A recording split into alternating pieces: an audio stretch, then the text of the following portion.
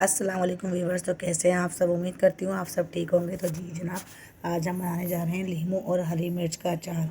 तो यहाँ पे हमने लीमू ले लिए 1 किलो बड़े साइज़ के। इसको हमने धो के अच्छे से वॉश कर लिया है और यहाँ पे हमने कपड़े से इसको खुश कर लिया है। खुश करने के बाद नींबू को अब यहाँ पे हरी मिर्चें ले लिए, जो भी आपके पास हो, मोटी पतली जैसी भी हो।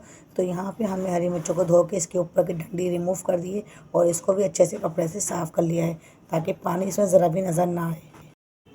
यहाँ पे हमने जो है कटिंग करेंगे हरी मिर्चों को। अच्छे से कपड़े साफ़ कर लिया, सारा पानी हमने रिमूव कर दिया इसका और अच्छे से ड्राई हो जाना चाहिए हरी मिर्चों का और नींबू का पानी।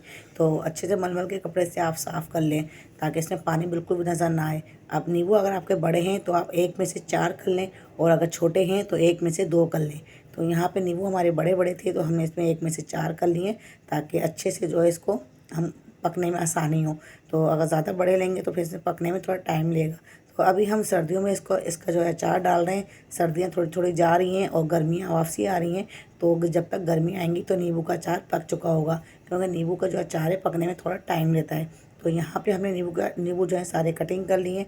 अब इसको एक बोल में डाल दिया है। अब हरी मिर्चों को भी जो है हम 1 में से 2 करेंगे, यानी कि पूरा हम इसको चॉक नहीं करेंगे, हम सिर्फ बीच में से कट लगाएंगे हरी मिर्चों में।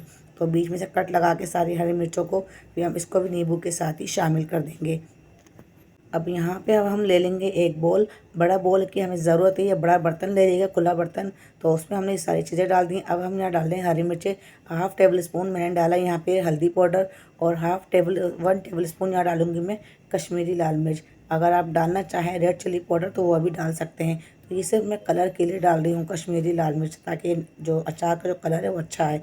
तो यहाँ पे मैंने 1 टेबल स्पून मैंने नींबू के अंदर जो है मैंने नमक ऐड किया है और इसको अच्छे से मिक्स कर लिया है। अब इसको मिक्स करने के बाद अब हम इसको रख देंगे ऊपर 2 दिन के लिए सुखाने के लिए धूप में। 2 दिन नींबू सूखने के बाद उसके दिखाएंगे क्या कंडीशन हुई है। और यहाँ पे हमने तेल गरम कर लिया है और वो भी सरसों का, वो भी हमने जैसे ही तेल थोड़ा गर्म हुआ तो उसको ठंडा करने रख दिया। तो ये आप देख सकते हैं 2 दिन बाद जब मैंने इसको उतारा, मैंने मलमल का कपड़ा ढक के मैंने इसको धूप में रख दिया था। धूप में 2 दिन रखने के बाद इसका ये अचार का हाल हुआ है। तो नींबू वो जो हरी मिर्चें हैं वो ग्रीन से रेड होना शुरू हो गई थी। तो अब यहाँ पे हमने अचार मसाला शामिल कर दिया है। 150 ग्राम हमने अचार मसाला लिया है। ये रेडीमेड मसाला है, बाहर बआसानी मिल जाता है बाज़ार में, तो आप ये घर में भी तैयार कर सकते हैं। तो यहाँ पे ऑयल हमारा गर्म हो चुका है, सरसों का तेल जो हमने पकने के लिए रखा था। अब इसको ठंडा करके देखें, इतना ठंडा हो गया है कि जब मेरी उंगली आराम से चली गई। तो हमने ठंडा करके इसमें हम अचार में जो शामिल कर देना है इसको, तेल को। और शामिल करने के बाद ये इसको आप किसी बड़ी बर्नी में, किसी जार में आप डाल के इसको रख दें।